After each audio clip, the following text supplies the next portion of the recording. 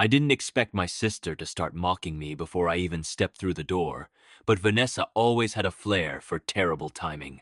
The moment I walked into our mother's house now, eerily quiet and stripped of the warmth it once held, she looked me up and down like she was appraising a thrift store finds bin. "Wow, Maya," she said loudly enough for everyone in the living room to hear. "I'm surprised you could afford the gas to get here." A few cousins exchanged uncomfortable looks, but no one said anything. They never did when Vanessa performed. My grief, already raw and heavy from losing Mom just a week ago, tightened into something sharp in my chest. I forced a polite smile, the kind I had practiced for years in the presence of my sister's insults. Vanessa always found a way to make everything about status. Her handbags, her shoes, her vacations, and now even her grief somehow looked designer. She drifted across the room with a confidence only someone who never faced consequences could carry, sipping from a glass of wine she had probably brought herself. I noticed she was wearing the necklace Mom used to cherish, one she had promised I'd get someday, and a flicker of resentment curled deep inside me. Still, I kept my expression calm. I'd had too much experience letting her think she'd won. The lawyer, Mr. Burnett, sat at the dining table, shuffling papers with the care of someone who knew a storm was brewing. He offered me a sympathetic nod as I approached, and I felt a small wave of relief. At least someone in the room seemed grounded. Vanessa followed behind me, her heels clicking sharply against the hardwood like a countdown clock to yet another insult. "Just so you know," she announced, brushing imaginary lint off her expensive blouse, "Mom wasn't exactly subtle about who she trusted to handle the big things." I inhaled slowly, reminding myself that Mom had always told me to be patient with Vanessa, even when she didn't deserve it. It was hard to imagine being patient with someone who measured worth by dollar signs and handbags, but I tried anyway. I took a seat at the table, folding my hands in my lap as Mr. Burnett cleared his throat. The chatter in the room died down, though Vanessa's smirk remained firmly in place. Mom hadn't even been buried a week, and somehow my sister had turned the reading of the will into a personal victory lap. "As you all know, Mr. Burnett began, adjusting his glasses, your mother left explicit instructions regarding the distribution of her estate." The word estate seemed to make Vanessa perk up, as though she had been waiting all her life to hear it spoken with such official weight. She leaned forward eagerly, crossing her legs and flashing a smile that had too much anticipation to be respectful. I sat quietly, my heart thudding for reasons that had nothing to do with money. I wasn't nervous about the will, I was nervous about what might come after. While Mr. Burnett gathered his papers, Vanessa took the opportunity to jab again. "I mean no offense, Maya," she said with false sweetness, "but we all know Mom wasn't going to leave anything complicated in your hands. You get overwhelmed just paying rent." A few relatives stiffened, but no one intervened. They never did. This family had always tiptoed around her cruelty, as though challenging her would cause the sky to fall. I clenched my jaw, trying to keep my composure as the memories of the last few months replayed in my mind, those long evenings spent at Mom's bedside, feeding her soup, adjusting her pillows, reading to her when she was too weak to speak. Vanessa visited twice, spent 10 minutes each time, and left early because hospitals depressed her. Mom had once squeezed my hand and whispered, "Some truths reveal themselves when people think no one is watching." I didn't know what she meant then, but I was starting to understand.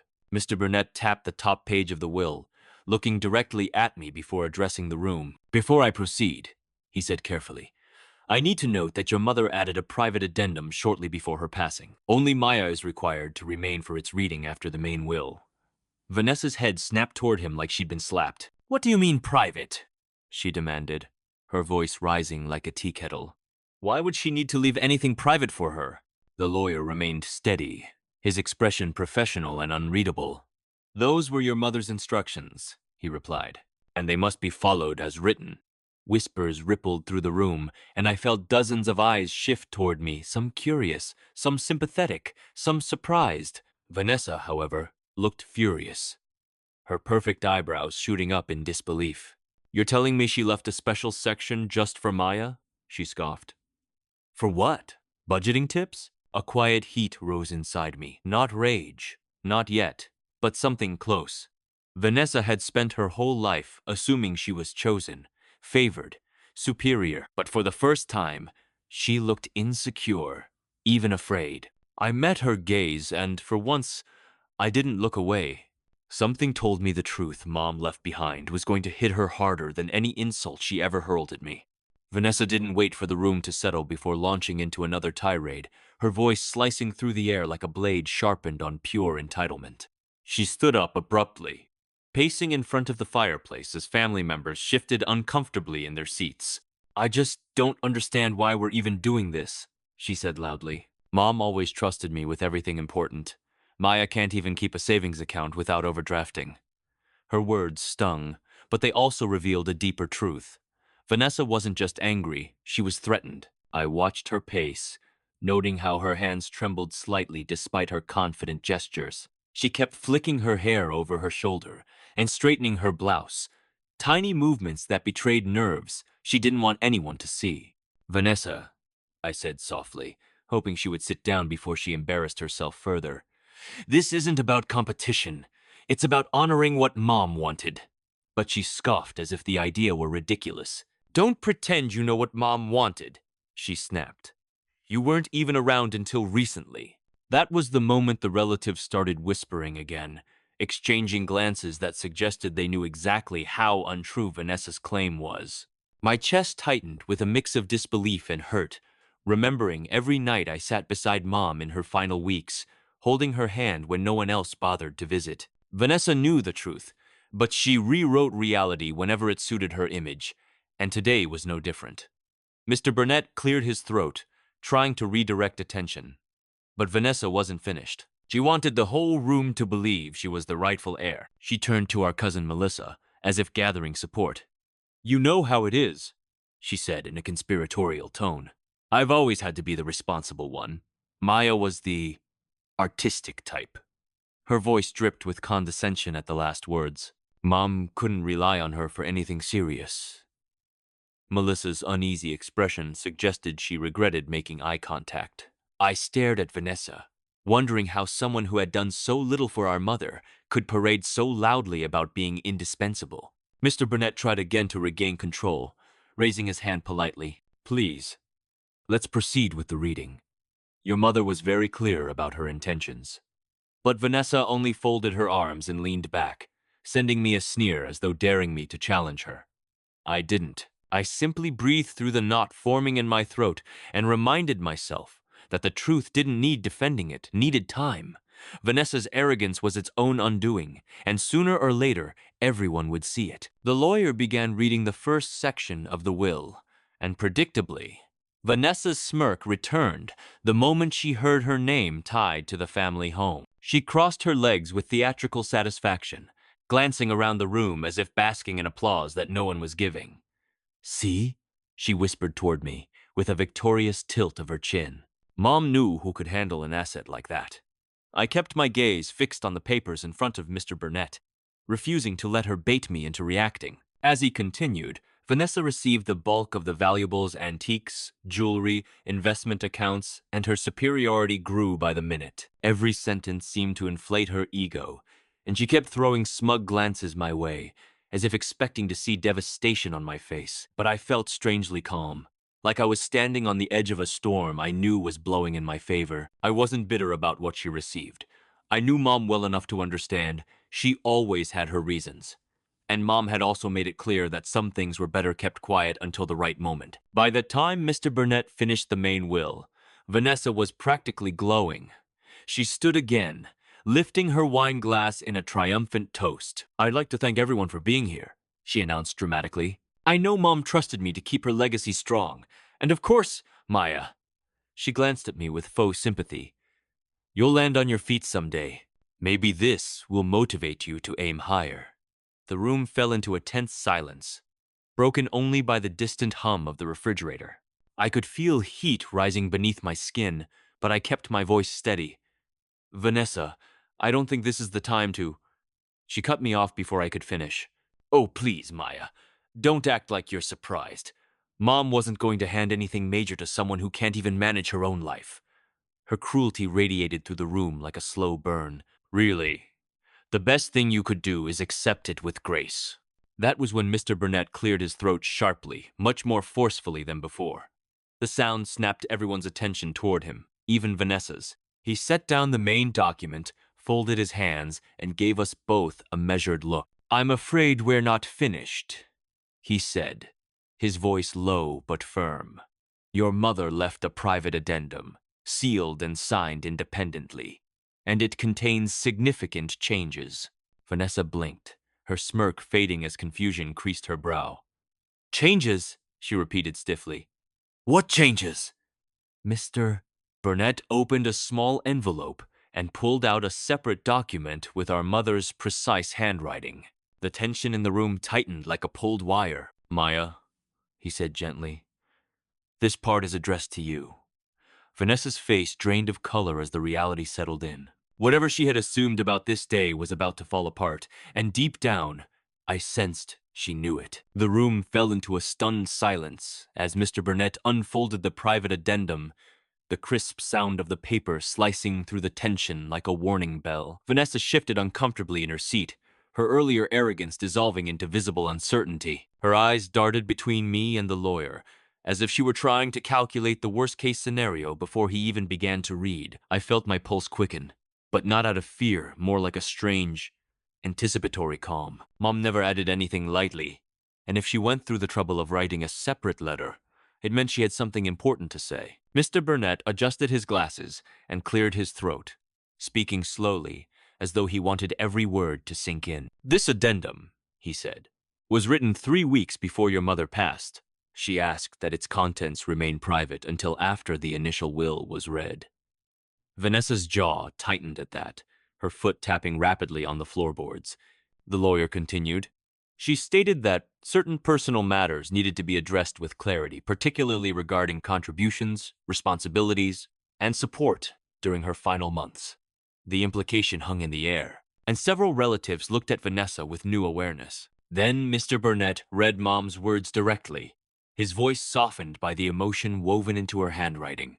"To my daughters, Vanessa and Maya," he began, "I want this part to explain what the legal will cannot. The truth of my gratitude." My breath caught in my chest as he continued. "In my last months, only one of you was consistently by my side, not out of obligation, but out of love. Maya, you were my comfort when my strength faded." The words washed over me, warm and heavy, stirring memories I'd both treasured and tried to forget. Vanessa's face reddened instantly. Her lips pressed into a thin line, her shoulders stiffened, and she tried to hide the way her hands clenched into fists. She looked around as if hoping someone might interrupt or protest on her behalf. But no one dared speak. I kept my eyes on the floor, feeling both moved and strangely exposed by hearing such intimate acknowledgments aloud. It wasn't about proving anything. It was about Mom leaving no room for Vanessa to rewrite the story. Mr. Burnett took a breath before moving to the next section, the part that made Vanessa's posture snap straight with alarm. "Your mother also wrote," he continued. "I am aware of certain financial matters that have occurred in the last year, and I need to address them plainly." Vanessa's head jerked toward him, her eyes wide. "Financial what?" she blurted, unable to contain herself. The lawyer held up a hand, directing her to let him finish. "She wrote that household accounts were mismanaged, and that funds meant for her medical needs were used for personal luxury purchases." A ripple of shock moved across the room, with whispers rising like smoke. Vanessa immediately stood, her voice trembling with outrage. "That's a lie," she snapped, her words sharp but her expression betraying panic. "I paid for everything. I managed everything." Mom didn't understand how much things cost. She got confused sometimes. But her defense only deepened the frowns around the room, and even Melissa, who had always favored her, looked away with discomfort. I felt a knot form in my stomach, knowing exactly what Mom was referring to and how hard she'd struggled to confront Vanessa while she was alive. Mr. Burnett didn't react to the outburst, maintaining the same steady tone. "Your mother summarized these concerns clearly," he said. "She felt that her assets were not being used responsibly and that additional protections were needed." Vanessa sank back into her chair, though the collapse wasn't graceful, more like her legs gave out beneath her. Her breaths came in shallow bursts as the implications began to sink in. I sat still, my hands clasped tightly in my lap, waiting for the inevitable turn. Then came the part no one saw coming, not even me. "Regarding the remainder of my estate, Mr. Burnett read, including undisclosed financial accounts, property held in my name only, and royalties from my late husband's intellectual rights. I leave full and sole ownership to my daughter Maya. The room exploded into murmurs, gasps, and stunned expressions. Vanessa froze, her face draining to a ghostly white. For the first time all afternoon, she had no quip, no insult, no sarcastic laugh. She looked as though the floor itself had vanished beneath her. I felt my heart thudding against my ribs, overwhelmed by the magnitude of Mom's final decision. I'd remembered her mentioning documents she needed to revise, but I had never imagined this. The lawyer wasn't finished, though, and his next words struck Vanessa like a final blow she couldn't dodge. Your mother also requested that Vanessa be provided with a modest trust fund, managed externally, to ensure that no further financial mismanagement could affect family assets. The phrasing was gentle, but the meaning was unmistakable. Mom didn't trust her. Vanessa recoiled as if she'd been slapped, shaking her head in disbelief. No, this isn't right, she whispered, her voice cracking. She wouldn't do that. She trusted me. She needed me. But no one rushed to comfort her, because we all knew the truth. Mom had needed someone who cared, not someone who saw her as an inconvenience or a burden. The shift in the room was palpable, like a curtain finally lifted to reveal what had been obvious all along. I didn't speak, not yet. I simply sat there, absorbing the gravity of the revelation, feeling both grief and vindication swirl inside me. Mom had left me more than assets. She had left me her truth, written in ink that Vanessa could never twist into another self-serving narrative. And as Vanessa stared at the floor with hollow eyes, I realized the addendum had done exactly what Mom intended.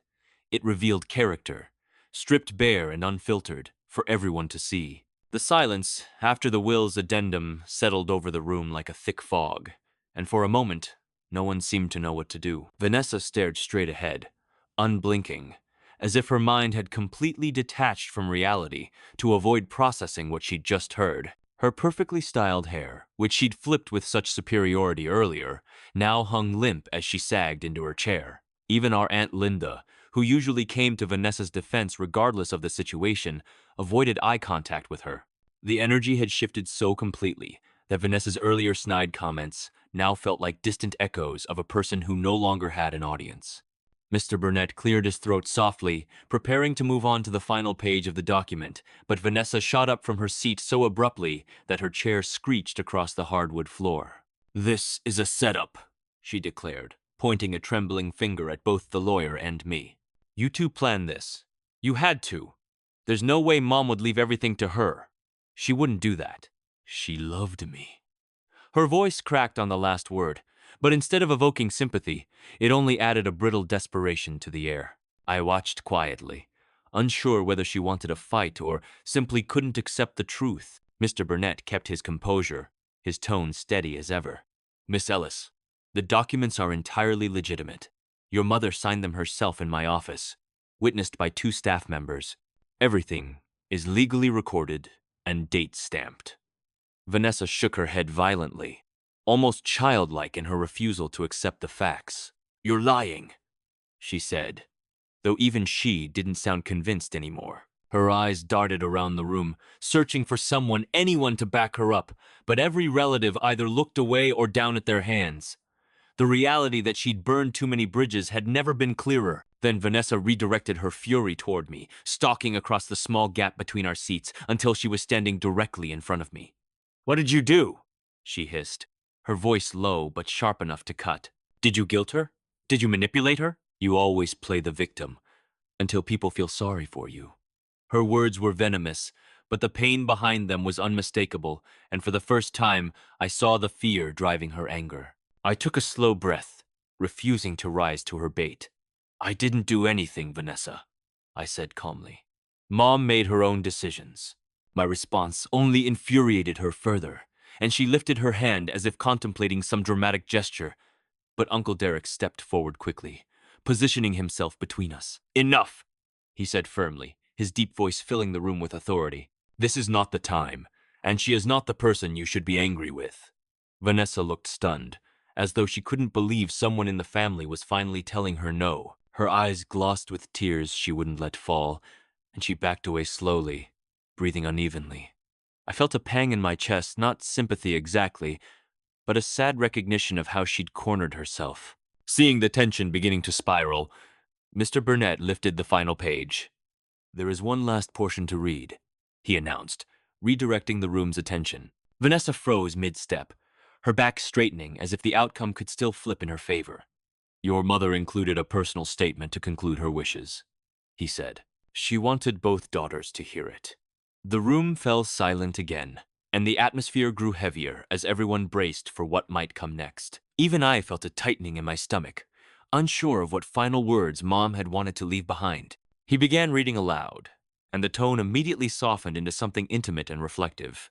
"I know this will not be easy to hear," Mom had written, "but I need both of you to understand that my decisions were not made out of favoritism, but out of necessity and love." Vanessa's expression wavered, the mask cracking, as she processed the implications. "I want peace between you," the letter continued.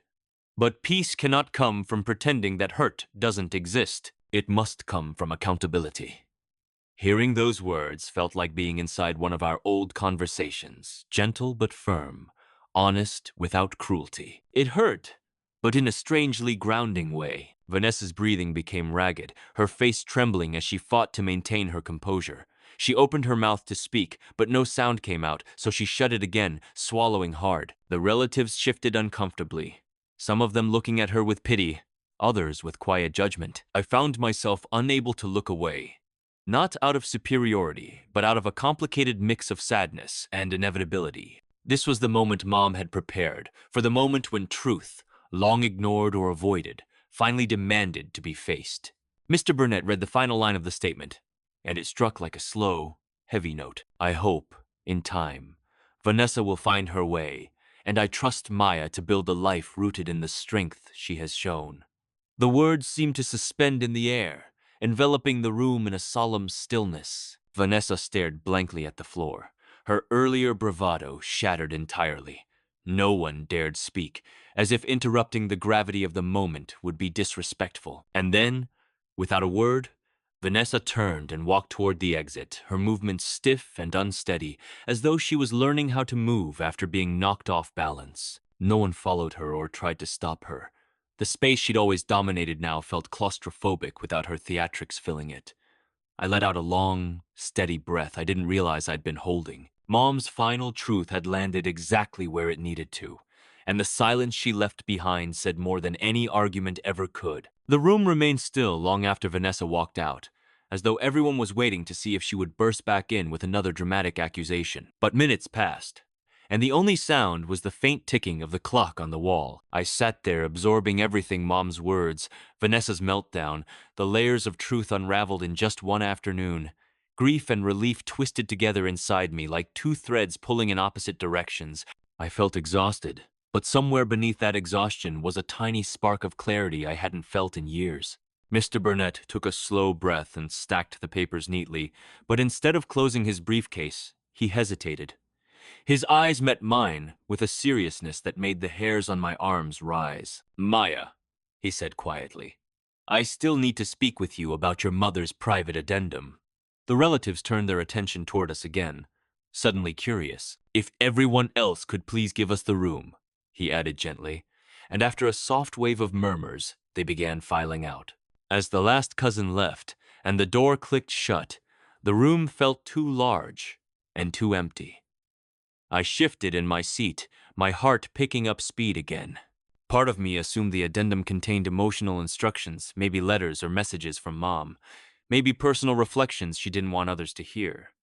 But the lawyer's expression told me this was something bigger, something with weight, something that would change more than just the emotional balance between my sister and me. When he finally began speaking again, his tone was careful but unwavering. "Your mother gave explicit instructions that the contents of her private addendum remain confidential until they are legally secured," he explained. "She entrusted me to inform you of assets she kept private for reasons she outlines in the document." I leaned in, my pulse thudding in my ears. "Assets?"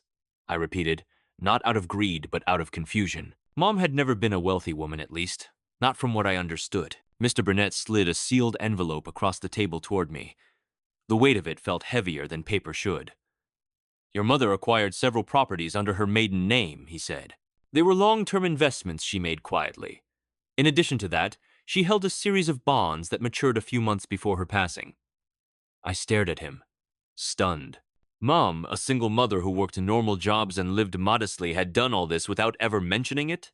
She didn't want the wealth to become a point of conflict between you and Vanessa, he added, as if reading my thoughts. I opened the envelope slowly, revealing documents that listed 3 properties, each in good neighborhoods, each fully paid off.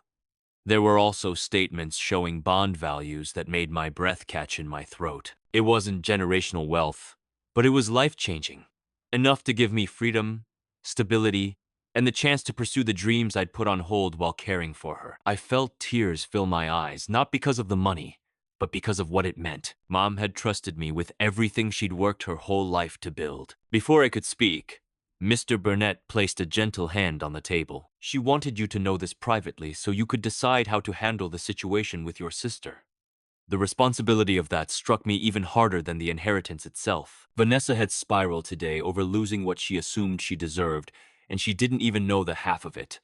I thought about her tears, her panic, her unwillingness to accept Mom's choices, and for the first time, I saw just how hollow her confidence really was. I sat there for several minutes, silently processing the enormity of everything. My relationship with Vanessa had never been easy, not even in childhood, but this felt like a turning point, a crossroads where I had to choose whether to repeat the cycle of resentment or break it. Mom's hope for peace echoed in my memory, but peace didn't mean surrender. It meant truth, and truth had finally surfaced, messy and inconvenient, but necessary. When I eventually stood to leave, the lawyer walked me to the door.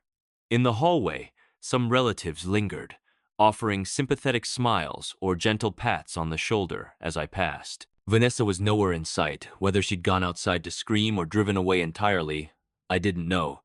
But as I stepped out into the crisp afternoon air, I realized something had shifted inside me. I wasn't the quiet, overshadowed sister anymore. I wasn't the family's afterthought. I was the daughter Mom, trusted with everything she built, everything she protected, and everything she hoped would carry me forward. And for the first time in my life, I felt ready to step into that role, not out of spite, and not to prove anything to Vanessa, but because Mom believed I could.